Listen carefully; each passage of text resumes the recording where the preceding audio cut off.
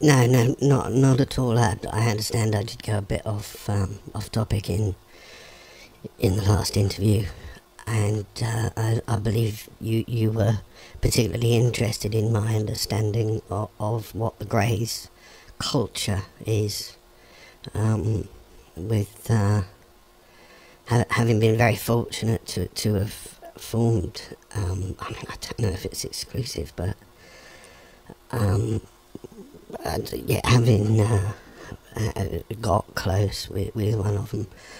Obviously, there's things about their day-to-day lives that perhaps I know and no one else this side of the spiral, what's it, even does, because,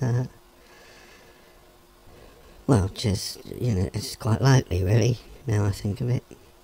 So, well, culture-wise, they're a long way ahead of us, obviously. It stands to reason they've developed all their technologies. They're not, obviously, they're not going to be reading comics the whole time. You know, literature's a big thing with them. Music, I think I mentioned in one of our previous interviews, it's very big. Whether they do, for some reason, particularly enjoy the music of Chuck Berry. It's one of the things that brought them here. Although, of course, the first thing that they experienced of our culture was all those television signals flying out, because they're all over the place now. And they said they was on the way, and they saw I Love Lucy, the American sitcom. And they said they very, very nearly didn't bother. But they figured they'd come this far, they might as well keep coming. And they were very relieved when I was able to tell them that she is, of course, dead. They have, they don't have books like we have books, because, well, I mean, if you can imagine, you're trying to keep the weight down, aren't you? Because you're in a spaceship, and Lord knows the last thing you need is a library with your big heavy old books, and then there's a smell, of course, and they do attract mice. I mean, sorry, I'm getting off the point again. What they've done is they've enabled themselves to learn anything they want to, and I was very fortunate that Graham, the Grey, who's a mate of mine, well, more than a mate, you know, who needs labels? But anyway, there's one time Graham and I were sitting together, and he asked me, he says, "Is there anything you want to know?"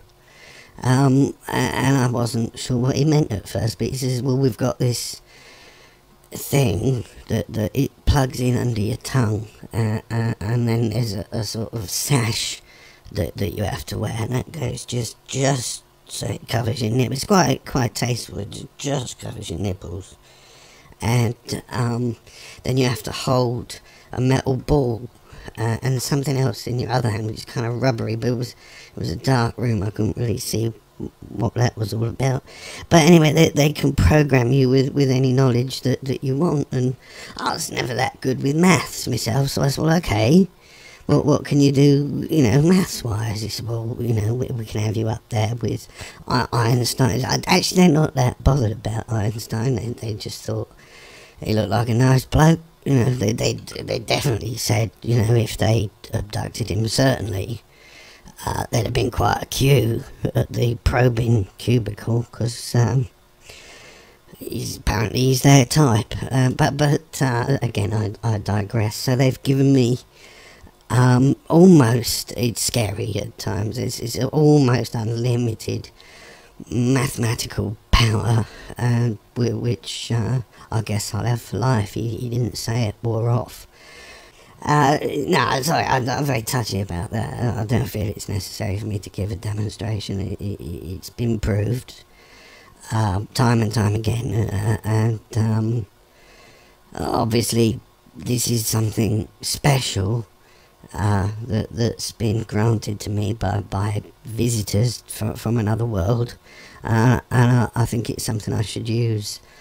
You know, not for showing off, not for making myself look good. You know, it's something I can keep in reserve, and I know it's there if I need it.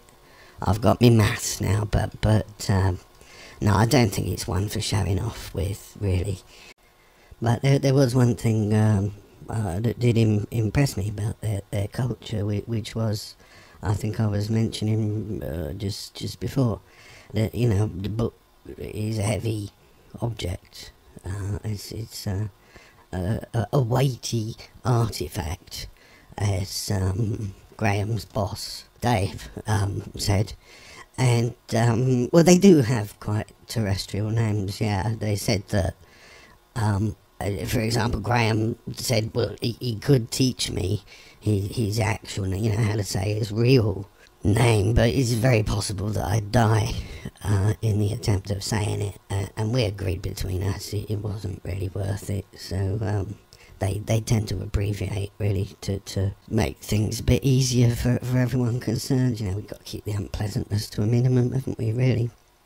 And so, well, what they did, they realised, you know, because they're a much older culture than ours, that they realised that they had all this literature and all these plays and God knows what, you know, operas and ballets, and it's too much, you know. They're thousands and, well, millions of thousands of years, thousands of millions of thousands of years this culture's been going on, and they've been writing stuff and knocking it out, and who's got time? I mean, who's got time to look at all that and read all that? So what they did was with I suppose we'd call it a quantum computer, although they do tend to laugh when we use that, or when I use that term anyway.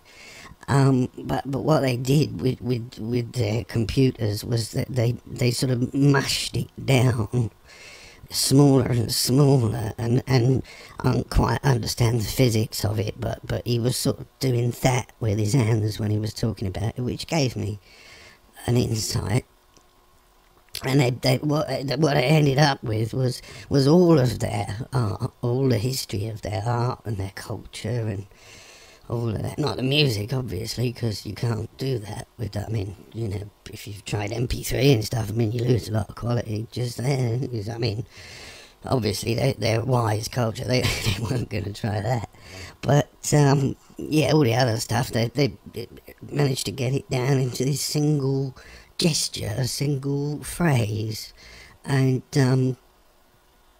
I'll try my best now to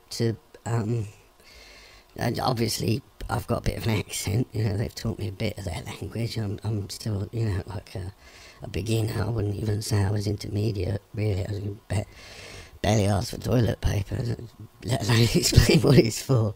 But so what I'll do is I'll do my best to make that sound for you now, so you can hear.